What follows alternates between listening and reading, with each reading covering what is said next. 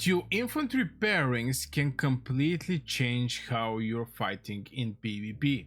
Most players think infantry are limited, but right now you can create actually 5 dangerous combos that wreck in open field. But I'm saying about only 2, maybe because I'm WoW spender, and I think this can also apply for mid spender. For free to play players, maybe 1 legion is going to be enough from point of infantry, but if you can build 5 infantry legions is even better. Now, one of the legions, I'm not going to go over the legions because I'm not quite sure what kind of heroes the people are having. I just have to point out this. Goresh, for example, is from the strongest world. Not many people are going to have him, for example, if you don't spend any money in Call of Dragons. But I can say so far in Call of Dragons you can truly create 5 infantry legions. With Generation 4 coming, and this is obviously Lee Quan and Kuma, we're having 4 full infantry legions. From there we're having some overall heroes that can support you greatly, and by overall heroes I'm speaking about Eliana, absolutely crazy, very good hero for infantry. Also Hosk is also very nice hero that can be paired with the infantry. Madeline gets switched to overall, but still she's a very valuable hero and can be used with infantry.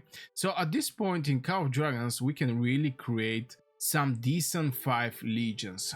Obviously when the Generation 5 are coming and 6, we're going to have more and more legions, but at the end of the day we're at the stage where we can actually create pretty decent 5 marches infantry. Why does having more infantry heroes actually matter? And the simple answer here, or at least I'm going to share with you why I'm going to go with the 2 instead of 1 legion, is pretty simple. Just right now the infantry is even making merits, the same amount of merits like mages and marksmen. And if you have some good play with infantry, you can even outperform that. For example, my plan so far is going to be Goresh with Kuma with the blink. The moment I blink with Goresh and having Kuma in my legion, Goresh is going to give me the survivability, also Kuma, by draining the HP of the enemy around me, and this is going to make unkillable my legion. This is the first thing. The second one is Goresh actually provide pretty decent physical attack bonus, which having survivability, being at the middle of the mage marksman by doing the blink, you're just going to get some decent results. On top of that, the storm arrow or the blink is also increasing the damage. The legion get rampage deals 21% for 4 seconds. This is actually on the level 4. It's going to be 30. It's going to be 24 damage bonus when it hit level 5. So you see I'm even getting more damage when I'm doing the blink. It's for 4 seconds, it's not something game changing, but everybody is going to be in the melee range, so my counter attack or the damage I'm going to do is going to be close to 100 because everybody is around me. This is great advantage of the infantry over the mages and marksmen. On top of that, Kuma is going to make them even more weak because Kuma is not only draining the legion, he also draining the surrounding legions, and this is going to increase the HP of my legion. Now this is one of the infantry pairing that I plan to do. The second one most likely is going to be Mogro with Eliana. Now it may sound funny, Mogro with Eliana, but Eliana is giving some survivability because Mogro is extremely aggressive hero. But I'm looking for this 30% HP reduction. And the blink infantry is going to be Goresh with Kuma. The Spiritborn Torque infantry is going to be Mogro with Eliana. Obviously my Mogro is still not builded very well, but he's going to be on the front lines fighting with the other infantry. This is going to weak the other infantry and decrease the HP by 30%. So my mages is going to do pretty decent amount of damage. So these 2 legions I think is going to be extremely valuable and is going to make my even more stronger my infantry, because I was planning to go with a single legion, but I think 2 legions is going to fit very well in my gameplay. Now let's talk about the synergy builds. I already explained why I'm going to go with Goresh with Kuma. The synergy there is crazy. Obviously Li Kuan, that I still don't have because he was from the strongest world. Li Kuan and Kuma is going to be extremely valuable pairing also, but I don't have Li Kuan and my Goresh is close to 555, so in situation like this I'm just going to build something good from what I have. That's why I actually pick Goresh, but still, even with Li Kuan, this combo Li Kuan and Kuma is going to perform extremely well the battlefield. This is one of the pairing synergy. The other one that I was thinking, maybe if I was having Li Kuan, or maybe the people who is having this hero, maybe Li Kuan and Kuma is going to be good pick, and Goresh with Ilyana. So far the combo I was using King of Dragons for my open field, even in the tournament, is going to be extremely valuable as non-dying combo on the battlefield. Here we're not talking about that much, how much boost on form of defense and etc, but here we're talking about damage resistance, and Ilyana is giving a shield, normal attack damage reduction, and we're having defense bonus 30% and some healing. This hero is pure infantry hero from my perspective, and combine it with Goresh that is having attack resistance, damage taken reduction, and some extra damage. I think is going to be very nice, this combo as a second combo from what I have. Now you can write in the comments what kind of infantry heroes you're having, so maybe I can help you build your 1 or 2 infantry legions if you're not so sure what actually to do. And also don't forget to like the video if you enjoyed so far and the information you're getting is valuable for you. Subscribe if you're new here also. Now let's talk about the march balance. Should you run all 5 infantry or at once, or in our case should we run the 2 infantry together? Now the short answer is yes, but not stacked. Even if you have like 5 legion of infantry, and let's say you're fighting right here, this is the enemy bow, this is your people bow, don't jump directly like this. It's just going to destroy all of your infantry, and for one marksman you're going to sacrifice 5 infantry legions.